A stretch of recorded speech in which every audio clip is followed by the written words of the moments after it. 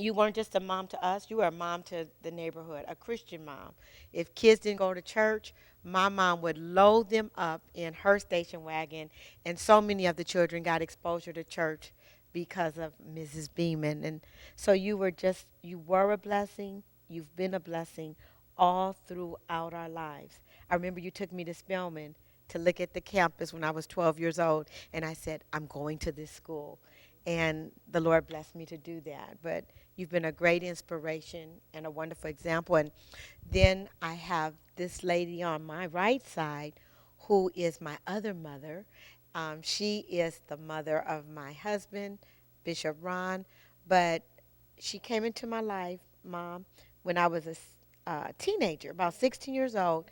And you open your arms, your doors, and your heart wide to me. I was a young teenager girl in conflict because my parents had broken up, my dad had moved away, and I found so much solace and peace and fun at your home. Joy to me is everything that I know and have received in Jesus, in knowing Jesus. Jesus is the center of my life. He's the center of my joy, Yeah, yes, he is. That's just good. as the song says. I Very love good. him. I love his people. I love being around his people.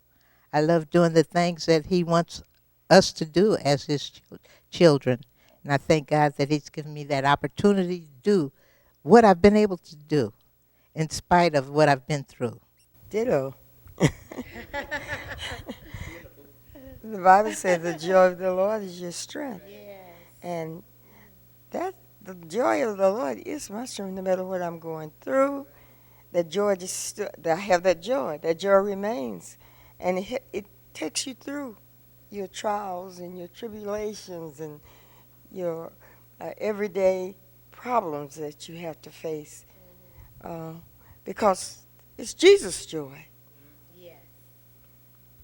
And when you have Jesus' joy, it lasts forever if you will allow Him to, if you, to just keep refilling you, you know. But you have a part to do it as well. You have to receive what He gives to you. So as He puts that joy in me, I told you I wouldn't take anything for it because the joy of the Lord is my strength. Yes. And here I came up behind you, and you all are my mentors. And my husband and I were looking forward to having children, but the Lord did not bless us to give birth to children. And um, that was something I made a decision that I was not going to make a place or a point of sorrow about. I just thought there's too much richness in my life to just dwell on something that didn't happen the way that I had wanted. So instead, the Lord has made me a mother in Zion to his people.